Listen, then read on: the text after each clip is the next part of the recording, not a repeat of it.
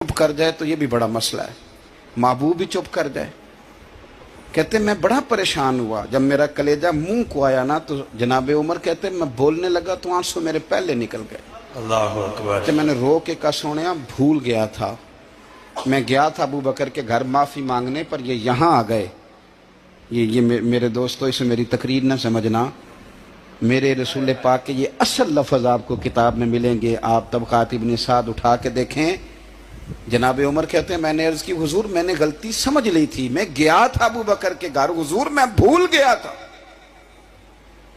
फरमाते हैं नबी पाक ने जब गर्दन मुबारक उठाई तो हुजूर की दाढ़ी आंसुओं से भरी हुई सदके या रसूल अल्लाह। और लफ्ज क्या थे?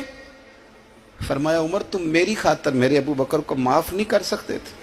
अब बात को समझे, ये नहीं फरमाया अबू बकर ने गलती नहीं की, फरमाया छोड़ नहीं सकते थे, तुम मेरी वजह से मेरे साहब को छोड़ नहीं सकते थे।